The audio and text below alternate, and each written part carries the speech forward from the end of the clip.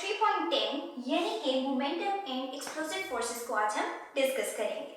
सबसे पहली बात है कि हमें पता होना चाहिए मोमेंटम क्या है। जो प्रोडक्ट ली जाती है मास एंड वेलोसिटी इन दोनों की, तो product of mass and velocity is known as momentum. हमें ये कहा जाता है कि अगर law of conservation of momentum को देखें तो उससे पता चलता है कि अगर हम before collision and after collision of different fragments check करें मोमेंटम तो वो बिल्कुल सेम रहता है।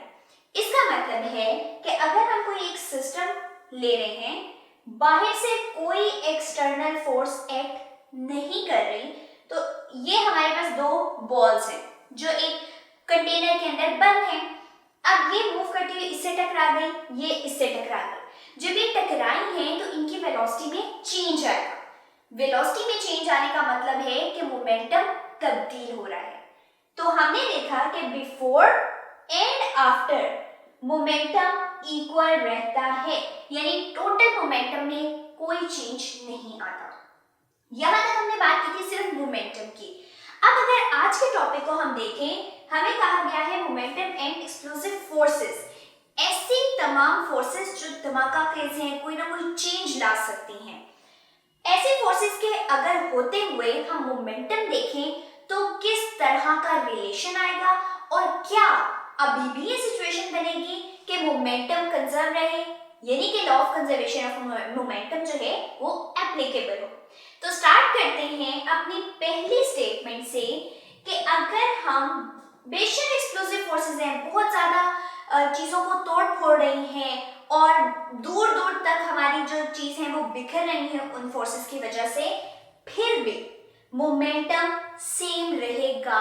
एक आइसोलेटेड सिस्टम, एक ऐसे सिस्टम का जिसमें बाहर से एक्सटर्नली कोई फोर्स अप्लाई नहीं की जा रही। तो इसके लिए सबसे पहली कंडीशन है आइसोलेटेड सिस्टम, एक ऐसा सिस्टम जिसके अंदर इनके अंदर पहले ही इतनी एनर्जी होती कि बहुत जोर से टकराते, लेकिन बाहर से आपने कोई एक्स्ट्रा फोर्स नहीं दे। ऐसे सिस्टम्स के केस में चाहे हमारे पास सिंपल फोर्सेस हो चाहे एक्सप्लोसिव हो, total momentum remain same. Again अब हमें इसको एक्सप्लेन करना है किस तरह से ये होता है। एग्जाम्पल में आपने देखा होगा कि बॉम्ब हमारे पास मौजूद है, न्यूक्लियर बॉम्ब्स। न्यूक्लियर बॉम्ब एक छोटा सा हमें देखने में लगता है, लेकिन उसके अंदर जो मवाद भरा होता है वो बहुत धमाका खेज होता है, और जब वो फटता है तो बहुत छोटे छोटे पार्टिकल्स में डिवाइड होके कहीं दूर दूर गिर जाता है। अब इसके ऊपर आपने तो एक्स्ट्रा फोर्स नहीं अप्लाई की ना, तो ये एक ऐसा सिस्टम बन चुका है जिसके अंदर ही ऐसी फोर्सेस थी जिसने बहुत ज्यादा तबाही मचाई। हम ये देखना चाहते हैं कि क्या जब ये पहले मौजूद था, अगर हम तब मोमेंटम मेजर करें, और जब ये फट चुका है, इसके पीसेस हो चुके हैं, उनका मोमेंटम फाइंड आउट करें तो क्या वो सेम रहता है। इसके लिए एक एग्जांपल ली गई है, एक शेल है या एक बॉम्ब लगा लें जिसको फाड़ा गया है, फूट गया है बॉम्ब। जब वो फटेगा तो क्या होगा कि छोटे छोटे पार्टिकल्स हमें यूं इस तरह से मिल जाएंगे, वो एयर में हर जगह फैल जाएंगे।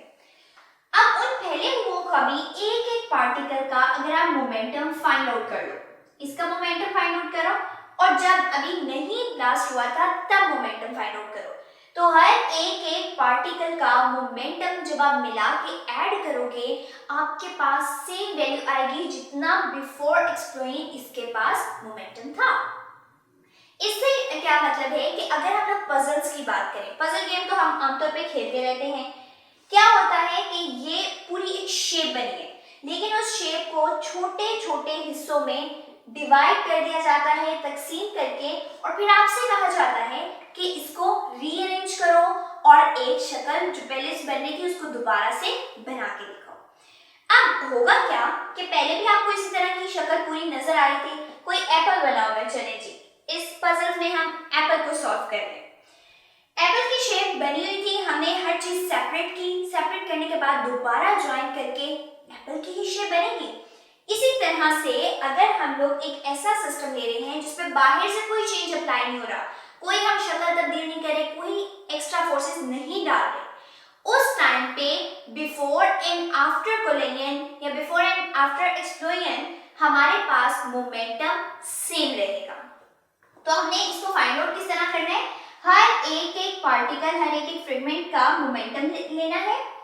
जिस तरह इसका आ गया 2, 5, 6, 7, इन सबको ऐड करेंगे तो वो इक्वल आएगा टोटल मोमेंटम के। तो टोटल मोमेंटम हमारा इस केस में सेम रहेगा।